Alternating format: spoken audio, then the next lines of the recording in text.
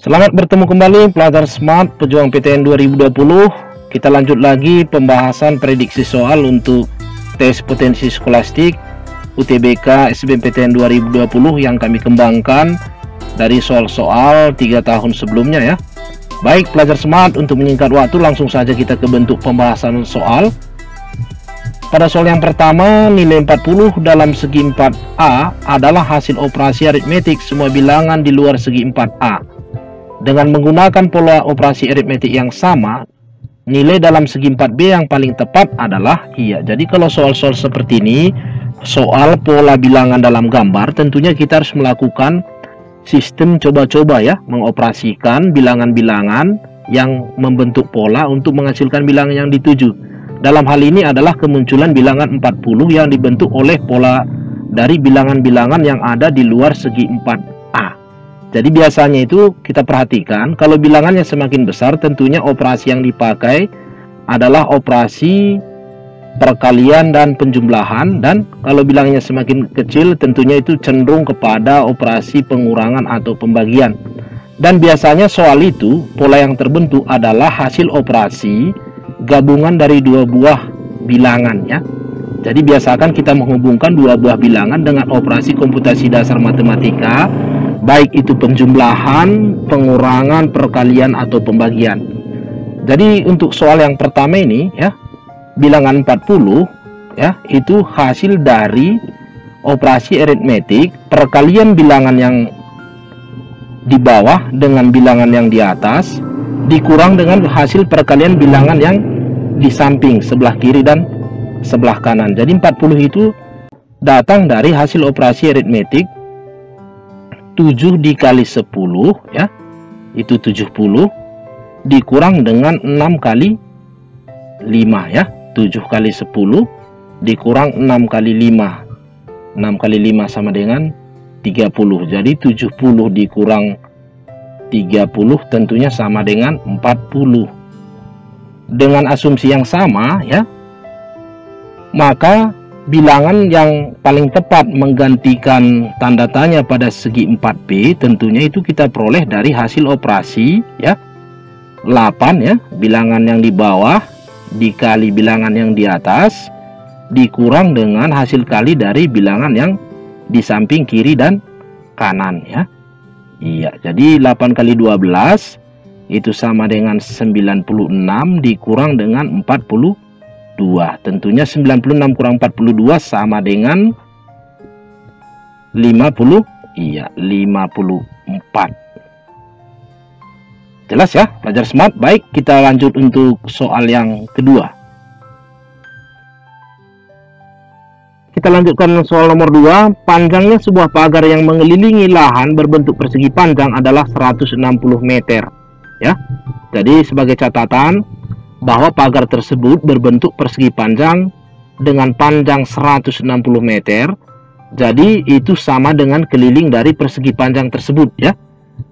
Sama dengan keliling dari persegi panjang tersebut ini sama dengan 160 meter. Dari pernyataan ini, manakah yang merupakan panjang salah satu sisi pagar tersebut? Jadi kalau kita perhatikan pernyataannya, yang pertama itu adalah 20 meter. Jadi kita analisis untuk 20 meter.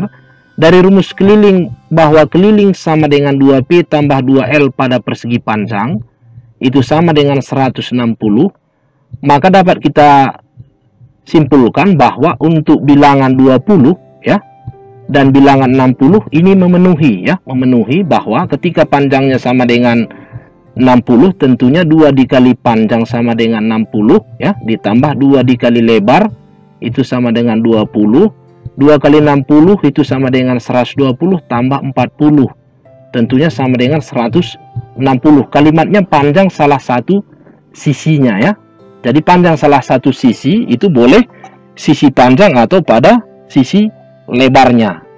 Jadi kalau kita perhatikan bilangan 40 ya, kalau kita perhatikan bilangan 40, karena keliling sama dengan 160 berbentuk persegi panjang, maka untuk bilangan salah satu sisinya sama dengan 40, maka sisi-sisi yang lain sama dengan pastilah 40, karena persegi panjang berbentuk 4 persegi ya, atau segi 4 ya. Jadi 160 itu sama dengan 40 ditambah 40 ditambah 40 ditambah 40. Ini sama dengan 160.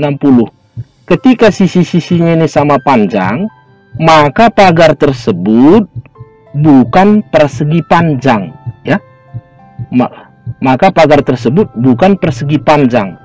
Tadi kalau kita perhatikan kalimatnya bahwa pagar tersebut mengelilingi lahan berbentuk persegi panjang. Jadi untuk opsi pernyataan yang kedua, untuk salah satu sisinya 40 meter, ini adalah opsi yang salah. Karena ketika salah satu sisinya 40 meter, bangun tersebut berbentuk persegi atau bujur sangkar. Jadi opsi yang tepat adalah opsi E, ya.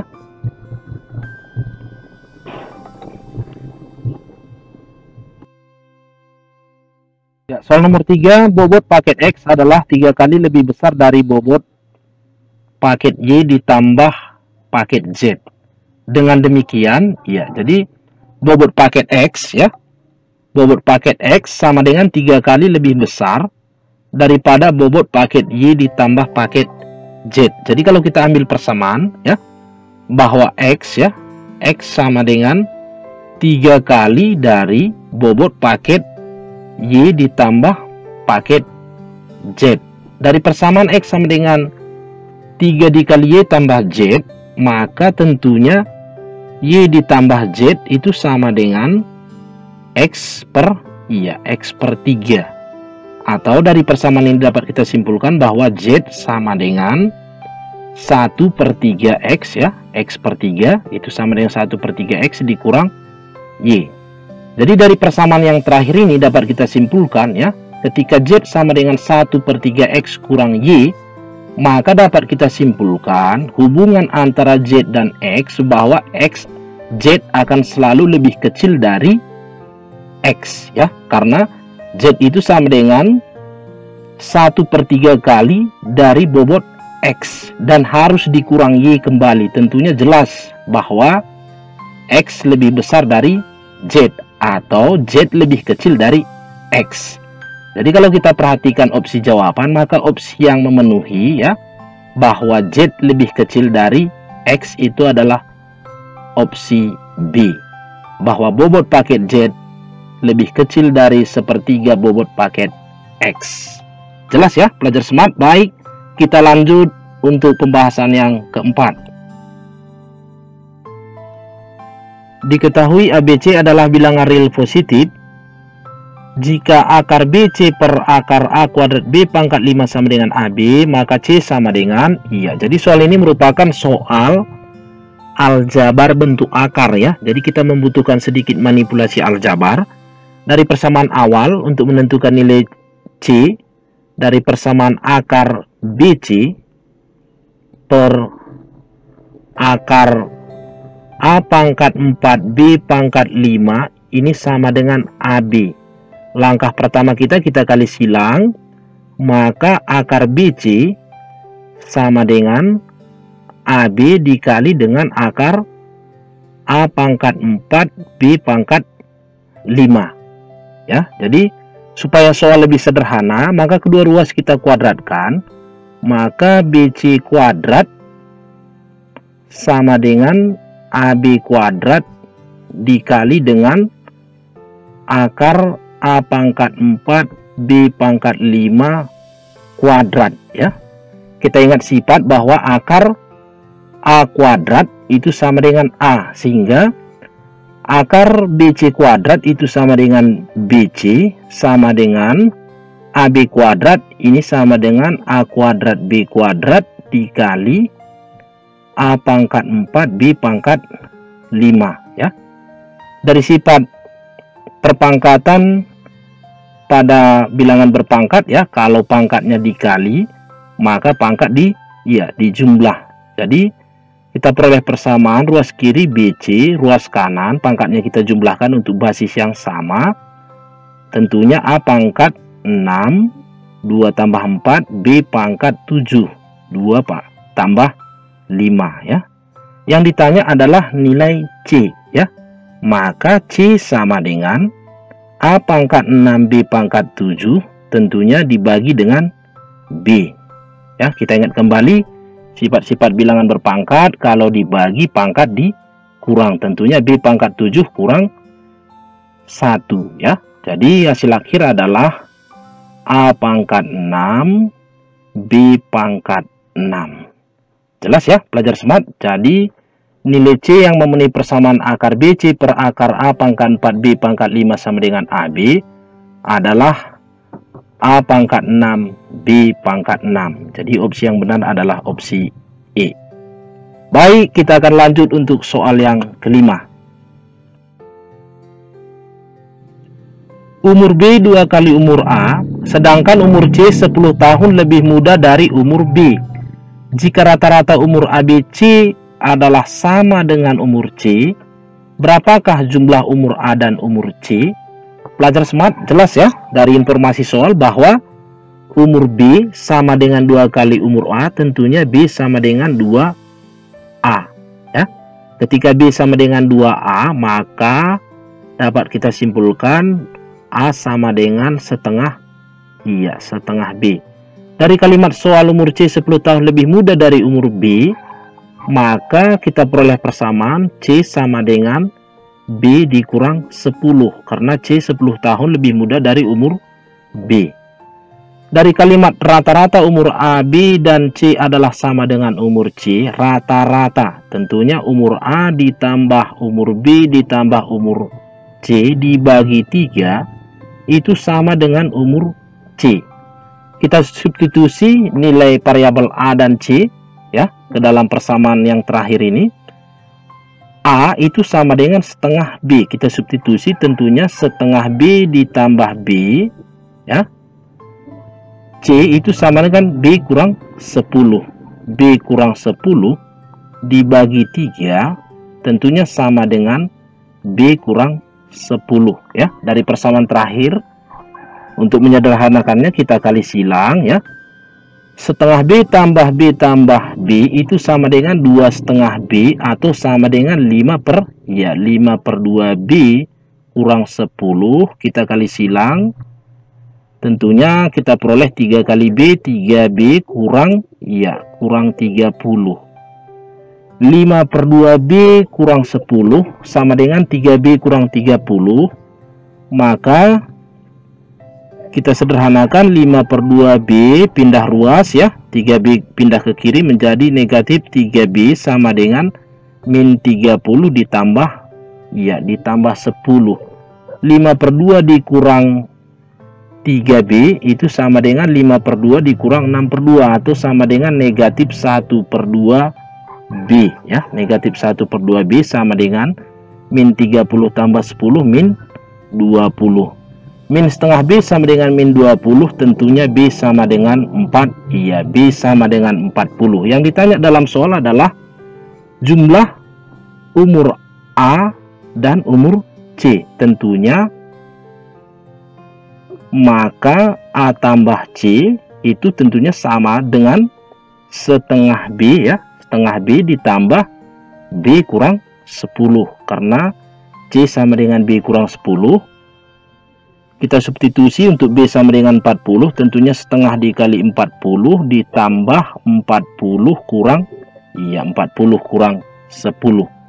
Atau dari sini kita peroleh persamaan setengah dikali 40 sama dengan 20 ditambah 40 kurang 10 itu sama dengan 30. 20 tambah 30 tentunya sama dengan 50. Maka jumlah umur A dan C adalah 50 tahun. Opsi yang benar adalah opsi C.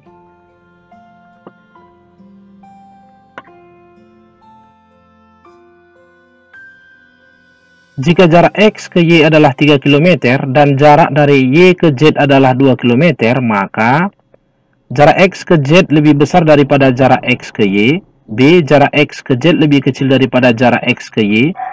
Jarak X ke Z sama dengan jarak X ke Y. Antara jarak X ke Z dan jarak X ke Y tidak dapat ditentukan. Jadi pelajar smart, ini merupakan salah satu soal yang menguji skala kematangan kita di dalam menganalisis soal ya.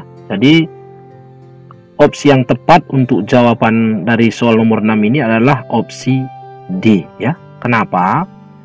Kenapa antara jarak X ke Z dan jarak X ke Y tidak dapat ditentukan? Karena tidak ditentukan ya. Karena tidak ditentukan bentuk lintasan ya. Bentuk lintasan. Ya, bentuk lintasan antara X, Y, dan Z ini tidak ditentukan ya. Tidak ditentukan. Jadi ketika bentuk lintasan X, Y, dan Z tidak ditentukan atau tidak diketahui, maka antara jarak X ke Z, jarak X ke Y tentu tidak dapat kita tentukan ya. Jadi Pak Surbakti berikan asumsi seperti ini. Kita misalkan jarak X ya, dari kalimat soal jarak X ke Y ya, ini sama dengan 3 km ya. Kemudian jarak Y ke Z, jarak Y ke Z, kita misalkan lintasannya seperti ini ya. Jarak Y ke Z itu sama dengan 2 km. Coba kita perhatikan. Semakin kecil sudut yang dibentuk, maka jarak X ke Z ini akan semakin kecil ya. Tapi ketika sudut yang dibentuk oleh jarak Y ke Z semakin besar ya. Jarak X ke Z semakin besar ya, sudutnya semakin besar, tentunya jarak antara X ke Z juga semakin besar ya. Jadi kurang lebih seperti ini analisisnya, sehingga hubungan antara jarak X ke Z dan jarak X ke Y tidak dapat kita tentukan. Jelas ya pelajar smart? Jadi Pak Surbakti sarankan di dalam soal-soal tes potensi skolastik, coba diperhatikan betul-betul kalimat soal dan dianalisis sedetail mungkin untuk mencari hubungan yang paling benar antara kuantitatif ya, antara kuantitatif dari dua buah variabel yang dibandingkan. Baik, Pak Surbakti akan lanjutkan pembahasan soal yang ketujuh. Soal yang ketujuh, selisih dua bilangan asli adalah 36 dan bilangan kedua adalah 5 kali bilangan pertama. Jika dua bilangan ini berturut-turut membentuk suku kelima dan kedua suatu barisan aritmatika, maka suku ke-10 barisan ini adalah jadi soal ini merupakan gabungan dari materi SPLDP dan barisan aritmatika ya. Jadi kita misalkan bilangan pertama X, bilangan kedua Y. Jadi dari kalimat selisih dua bilangan asli 36 dapat kita tuliskan persamaan bahwa X kurang Y sama dengan 36, dan bilangan kedua adalah 5 kali bilangan pertama, maka X sama dengan tentunya sama dengan 5Y. Untuk X sama dengan 5Y ya, maka persamaan X kurang Y sama dengan 36 dapat kita tuliskan ya, bahwa X kurang Y sama dengan 36, kita substitusi X sama dengan 5Y, tentunya 5Y dikurang Y sama dengan 36, atau 4Y sama dengan 36, Y tentunya sama dengan 9. Untuk Y sama dengan 9, maka X sama dengan 5Y, tentunya ini sama dengan 5 dikali, 5 kali 9, atau X sama dengan 45. Kita perhatikan kalimat soal. Dua bilangan itu berturut-turut membentuk suku kelima dan kedua suatu barisan aritmatika. Maka X sama dengan U2 ya, X sama dengan U2. U2 itu ekuivalen dengan A tambah B ya, sama dengan 45 ya, X sama dengan 45. Kita ingat kembali rumus suku ke N barisan aritmatika bahwa UN sama dengan A tambah N kurang 1 kali B ya.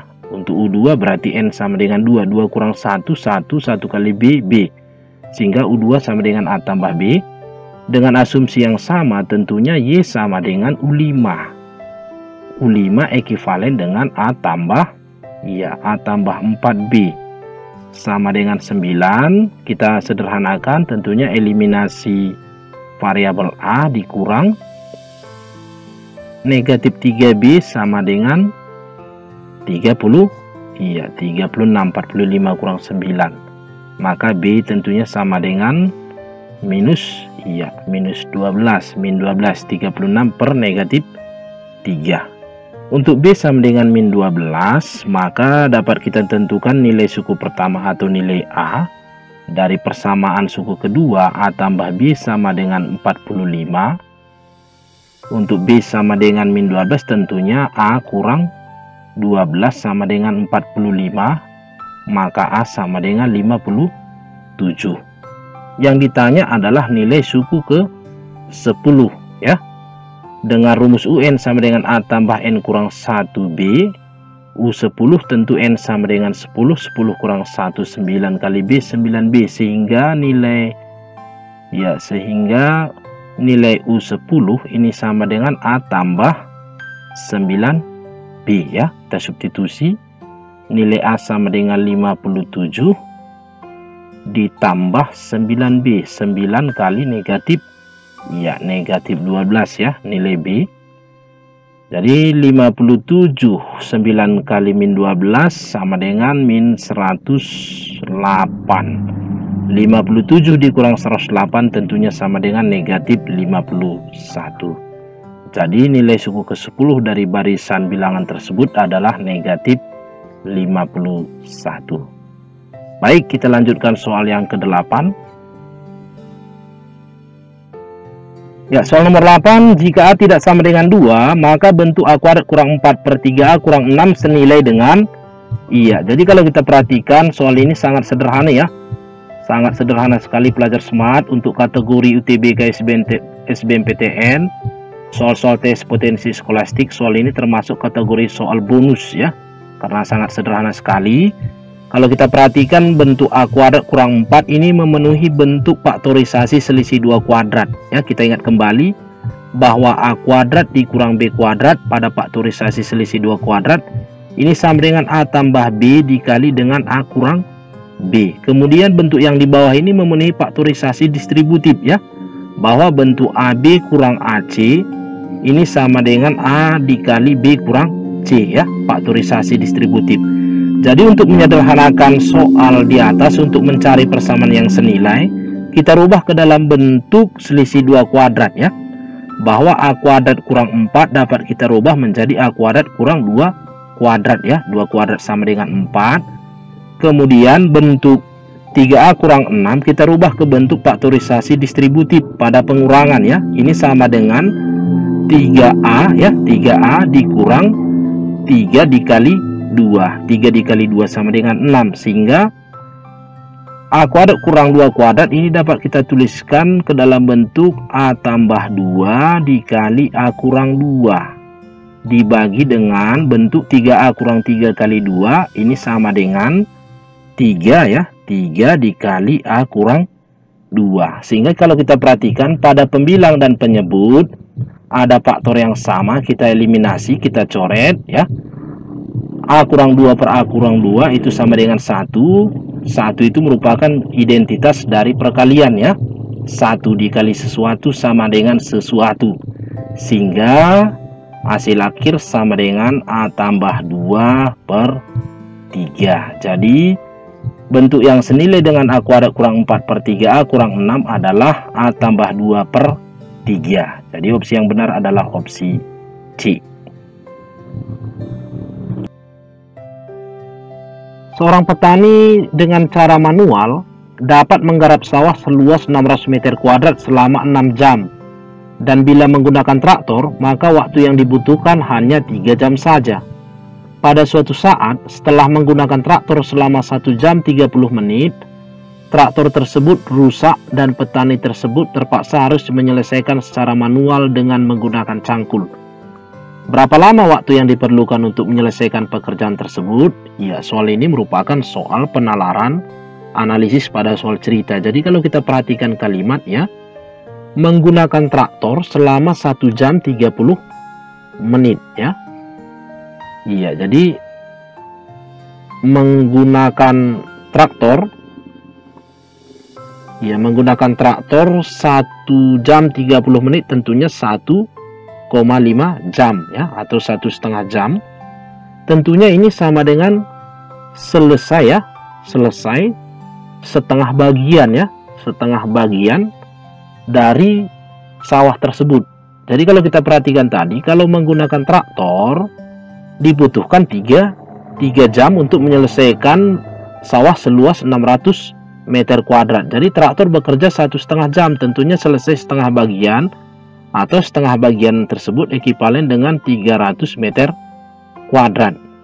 Jadi setelah traktor rusak, maka petani tersebut menyelesaikannya dengan mencangkul manual sisa sawah yang belum dikerjakan, atau 300 meter kuadrat. Jadi setengah bagian manual, setengah bagian manual. Tentunya setengah bagian manual yang dikerjakan oleh petani tersebut membutuhkan waktu 3 jam. Dari mana? Dari kalimat 600 meter kuadrat 600 meter kuadrat atau keseluruhan bagian petani tersebut kalau manual membutuhkan waktu 6 jam. Jadi tersisa setengah bagian manual atau 300 meter kuadrat, tentu waktu yang dibutuhkan untuk menyelesaikan pekerjaan tersebut adalah 3 jam. Jadi opsi yang tepat adalah 3 jam 0 menit. Baik, kita akan lanjutkan soal yang ke-10 atau soal yang terakhir dalam bagian yang kelima ini. Ya, soal nomor 10 ini merupakan soal penalaran angka Jadi jika diasumsikan atau diandaikan 11 tambah 5 sama dengan 19, 7 tambah 9 sama dengan 20, dan 13 tambah 15 sama dengan 33, maka 22 tambah 8 sama dengan, jadi kita harus menalar pola yang dipakai. Kita perhatikan dari penalaran umum bahwa 11 tambah 5, 11 tambah 5 ini kan sama dengan 16. Kalau kita perhatikan, diasumsikan sama dengan 19. Sehingga ini plus 3 ditambah 3. Sama dengan, sama dengan 19. Kita perhatikan bentuk yang kedua, bentuk yang kedua, 7 tambah 9. 7 tambah 9, ini kan sama dengan 20 20 diasumsikan. Jadi 7 tambah 9 ini sama dengan 6. 16 juga. Jadi untuk memperoleh 20 tentu 16 ditambah dengan 4 sama dengan 20. Kita perhatikan untuk 13 tambah 15. 13 tambah 15 ini diasumsikan 33. 13 tambah 15 ini kan sama dengan 28. Supaya 33 tentunya harus kita tambah 5 lagi tambah 5 sehingga ini menghasilkan 33. Jadi kalau kita perhatikan untuk pola yang pertama plus 3, kedua plus 4, ketiga plus 5, tentunya untuk pola yang keempat harusnya plus 6 Jadi kalau kita nalar 22 ditambah 8 ini kan sama dengan 3, sama dengan 30. Dengan asumsi plus mengikuti pola tambah 3 tambah 4 tambah 5 tentu tambah 6. Tentunya hasilnya 30 ditambah 6 sama dengan 36. Jelas ya pelajar smart? Jadi saran Pak Surbakti, perbanyak latihan soal-soal bentuk seperti ini karena soal-soal seperti ini juga banyak keluar di tes potensi skolastik.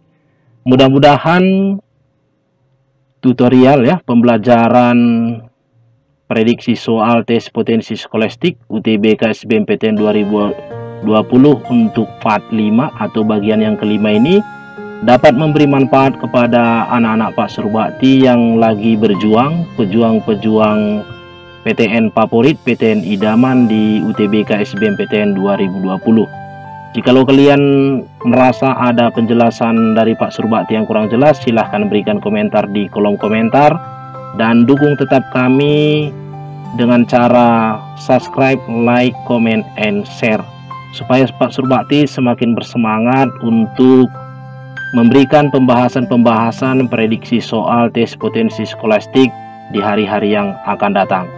Salam sukses dari kami, selamat belajar kepada pejuang PTN favorit, dan sampai bertemu kembali.